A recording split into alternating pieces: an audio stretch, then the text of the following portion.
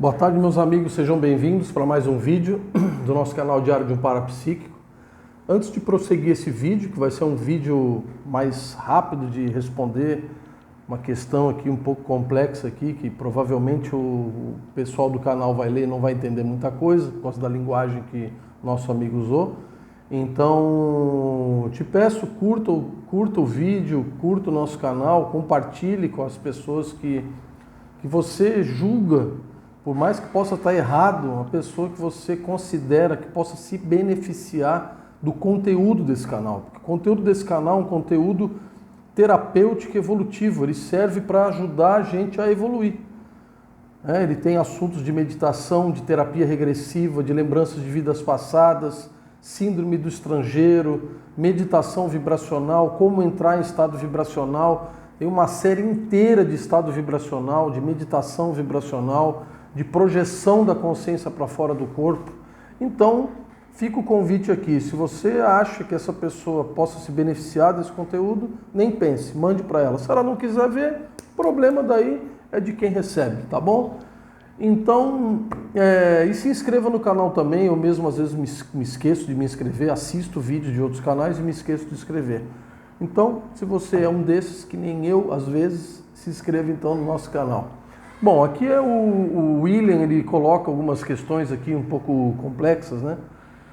Então, a primeira coisa que eu quero dizer aqui para o William, para agradecer aqui o comentário que ele colocou aqui, que é interessante, é esclarecendo que ele coloca aqui, espera o segundo volume dos ensaios projeciológicos. William, cara, é inacreditável, não fui eu que fiz esse volume. Alguém que eu nunca soube quem, um anônimo, que gostava das coisas que eu escrevi, ele mesmo fez isso aí. Então ele colecionou, ele agrupou num único arquivo PDF, ele fez capa, acho que ele fez até índice, e ele publicou, como se fosse eu, mas não fui eu. Então eu sempre agradeço essa pessoa por ter feito isso, porque muita gente chega até mim para conversar, porque leu esse material, e esse material não fui eu que fiz. Eu escrevi ele inteiro, mas não fui eu que compilei. O que eu estou fazendo hoje é compilar o meu próprio livro, esse é o que estou fazendo. Tá? São mais de 80 ensaios organizados que vão tratar do assunto da holocosmologia, que é o fronte da minha tarefa de vida nessa existência aqui. Tá? O nome do livro chama Rascunhos do Infinito e em breve vai estar disponível para vocês estarem conferindo. Eu vou falar sobre esse tema, vou começar de baixo para cima, como toda pessoa que é uma versão de vida passada chinesa, que é o de baixo para cima, da direita para a esquerda. Então eu vou começar de baixo para cima, que é, você coloca que zooconsciência evoluiu ao nível de chegar em antroporressoma, ou seja, vegetal, animal, que chega a nível de ressomar, de reencarnar, de assumir uma vida humana. E você coloca que não parece razoável considerar que ainda o mesmo self. É o mesmo self. Só que é o seguinte, nós não podemos considerar de maneira radical, axiomática, epistemológica, partir do princípio de que nós viemos evolutivamente de vegetais, de uma condição vegetal ou de uma condição de uma outra condição de um outro animal, ou até mesmo de uma outra condição de um animal, por exemplo, de um jacaré, de um louva-a-Deus, de uma barata, de um besouro. Quantos tipos, qual é o tamanho da biodiversidade do planeta? E os espíritas ainda falam que adormece na rocha. Então o que eu vou dizer em relação a isso? Isso é somente uma crença, do jeito que é o Big Bang e do jeito que é Deus criou tudo. Então Deus criou tudo é uma crença, Big Bang é outra, tudo explodiu e tudo virou do jeito que é hoje. E essa crença de que a gente veio dessa condição de zooevolutividade Viemos de uma condição vegetal, animal, tal, e com o passar da evolução, a gente alcançou um nível humano. Nós não temos evidência. Por que eu digo isso? Eu investiguei a minha memória em profundidade. Tá? Nós ficamos cerca de quase uma década dentro aqui do hospital universitário, num laboratório de autopesquisa, investigando memória. A vida mais antiga que eu lembrei nessa existência era uma vida que eu era esquimó, e antes dessa vida era vida extraterrestre. Nada vi, nada parecido com fui pássaro em outra vida. Nunca lembrei de uma vida em que eu era ou que eu vivia uma condição de um outro tipo de animal, diferente, de muito diferenciado de uma condição humana. Então, dentro da minha casuística de vivência, de experimentação, eu nem considero essa possibilidade experimental, porque essa possibilidade, eu não vou partir disso, porque isso para mim é crença.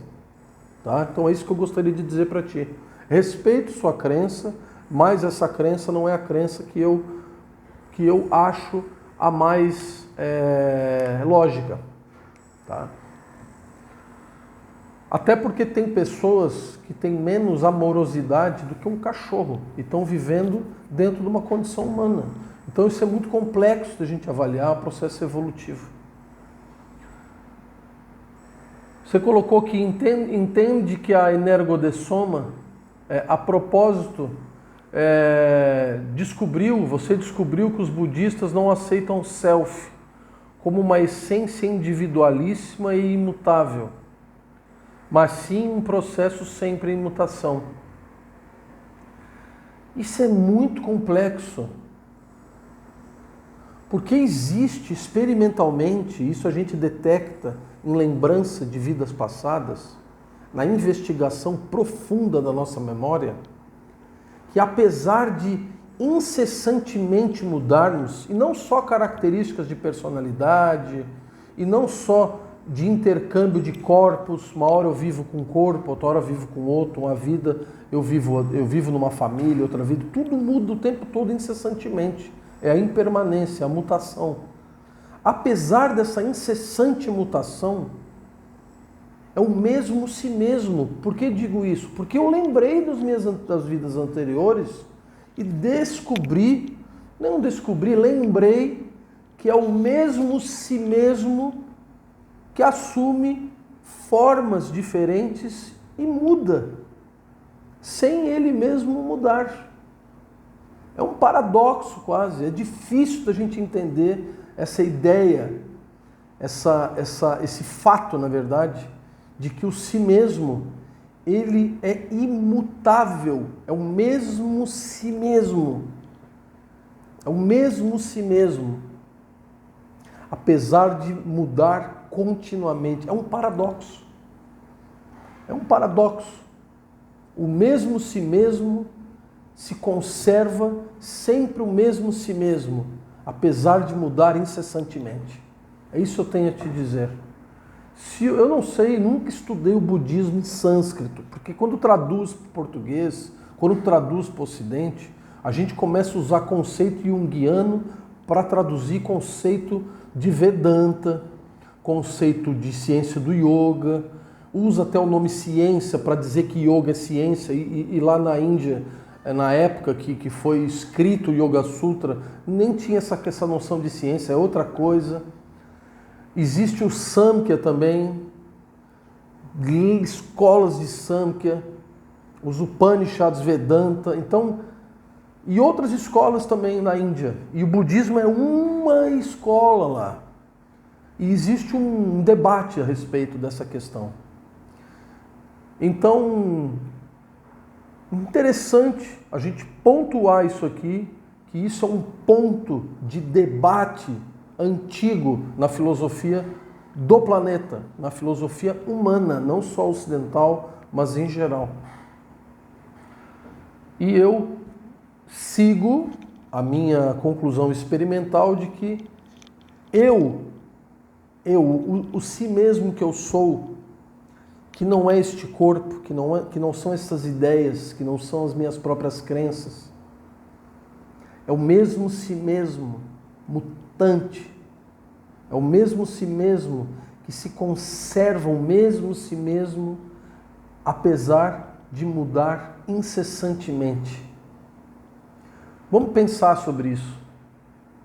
É por isso que a gente não morre depois que desencarna, porque o si mesmo ele não está sujeito à lei da mutação. O sujeito não é atingido pela mutação, pelo princípio de impermanência. O si mesmo ele é atingido pelo princípio de permanência. É o que permanece na mutação, né? Isso é muito mais claro no taoísmo do que no pensamento indiano, do que no pensamento budista. Podia dar uma estudada a fundo no taoísmo. O taoísmo é mais claro. Você coloca a questão da energodessoma. Eu vou resumir isso aqui porque isso é mais profundo. O descondicionamento total é a terceira dessoma. Então nós não estamos falando aqui da terceira dessoma.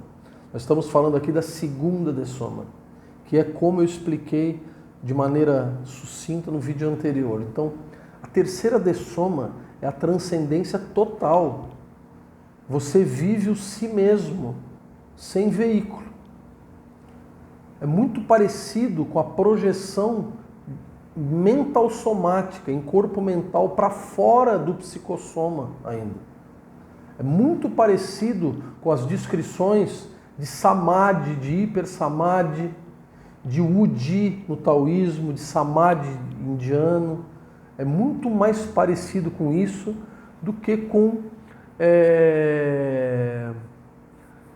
descondicionamento do sistema neuroendócrino, como tu coloca. Porque se a gente for levar em consideração somas de outros planetas extraterrestres, a gente pode estar falando de somas de outras estruturas, inclusive somas gasosos.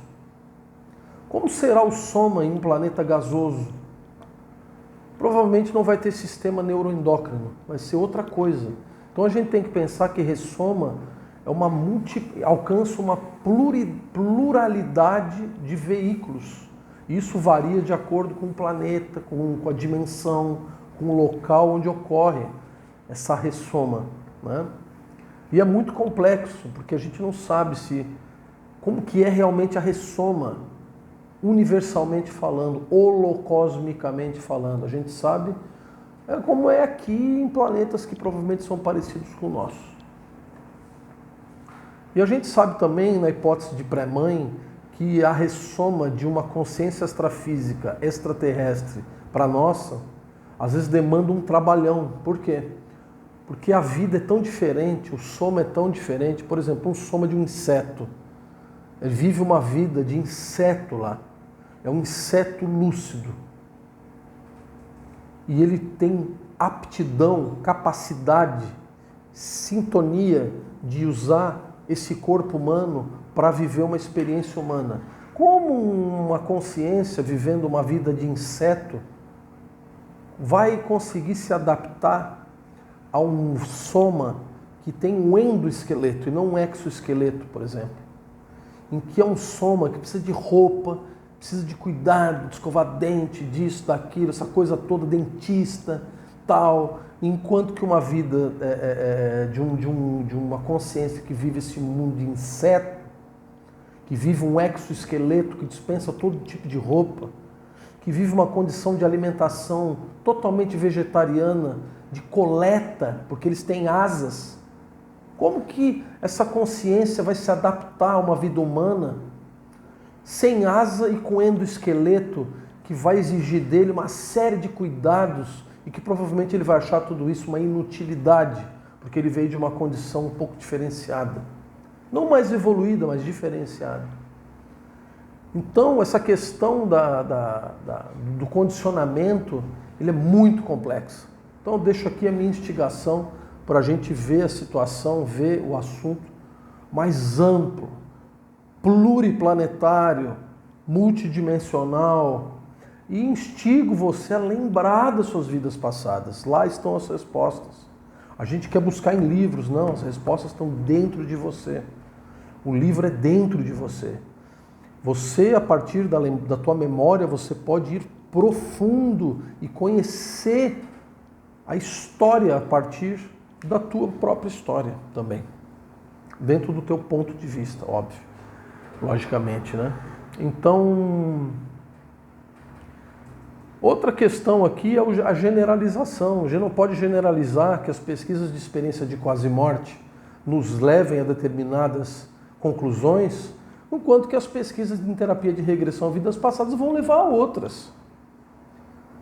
A gente é condicionado pela amostragem da nossa pesquisa, principalmente pesquisa qualitativa. Experiência de quase-morte é pesquisa qualitativa, praticamente. Não é uma pesquisa fácil de levantar. Você não tem como provar objetivamente isso.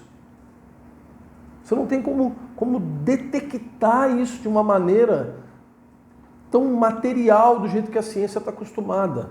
Mesma coisa é a projeção para fora do corpo. A mesma coisa são as experiências psicodélicas. Não é só as experiências de quase-morte. As experiências psicodélicas também estão dentro do mesmo conjunto paradoxal de ciência.